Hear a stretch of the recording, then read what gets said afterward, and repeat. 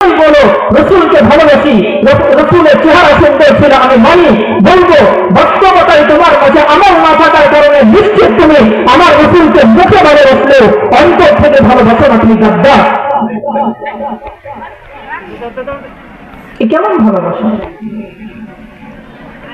নবীজি বলেছেন মুসলিম শরীফের 1028 নম্বর হাদিস, খুব মনোযোগ দিয়ে শুনবেন, 1028 নম্বর হাদিস মুসলিম শরীফের।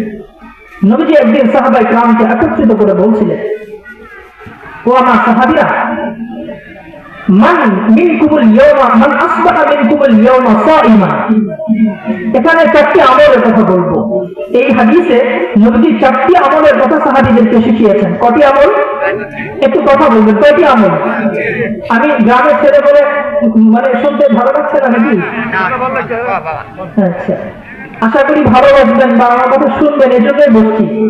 যদি মনে হতো যারা শুনবেন না তাকে বসতে হবে না, জোর করে কেউ বসাই দেবো না।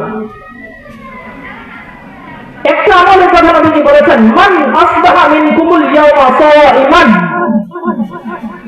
তোমাদের মাঝে আজকে কে রোজা রেখেছিল, সেটা কিন্তু রমজান মাস না, রমজান ছাড়াই নবীজি জিজ্ঞেস করছেন, মান আসবাহা মিনকুমুল ইয়াওমা সাইমান। তোমাদের মাঝে কে আজ রোজা রেখেছে?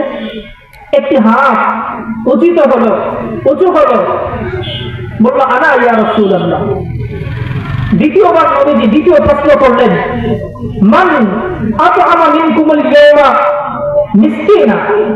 আজকে তোমাদের মাঝে কে এমন আছে যে কোন দরিদ্র অসহায় ক্ষুধার্ত মানুষকে খানা খাইয়েছে? দ্বিতীয়বার আবার হাত উঠল, আনা ইয়া রাসূলুল্লাহ। তৃতীয় প্রশ্ন করছে, মান তাবিআ মিনকুমুল ইয়াওমা জানাজা। তোমাদের মাঝে মান তাবিআ মিনকুমুল ইয়াওমা জানাজা, তোমাদের মাঝে কে আজকের দিনে জানাজার নামাজে শরীক হয়েছে, জানাজায় শরীক হয়েছে? তৃতীয়বার ওই হাত উঠল, আনা ইয়া রাসূলুল্লাহ। চতুর্থ প্রশ্ন, মান তাবিআ মিনকুমুল ইয়াওমা মান আদা মিনকুমুল ইয়াওমা মারিয়্যিদা।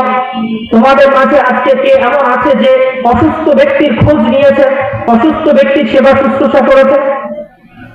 চতুর্থবার ওই হাতটাই উঠল, আনা ইয়া রাসূলুল্লাহ। সুসংবাদ হলো, খুশির বিষয় হলো, আনন্দের বিষয় হলো, প্রথম থেকে চতুর্থ নম্বর 4 প্রশ্নের উত্তরে যেই হাত উঠেছিল, যেই মহান ব্যক্তির হাত উঠেছিল বিশ্বনবীর দরবারে, বিশ্বনবীর সামনে, সেই মহান ব্যক্তির নাম, সেই জান্নাতি ব্যক্তির নাম হলো আবু বকর সিদ্দিক রাদিয়াল্লাহু তাআলা। নবীজি বললেন, মানি ইতামানা ফিমরিইন ইল্লা ওয়ালাহুল জান্নাহ। যে ব্যক্তির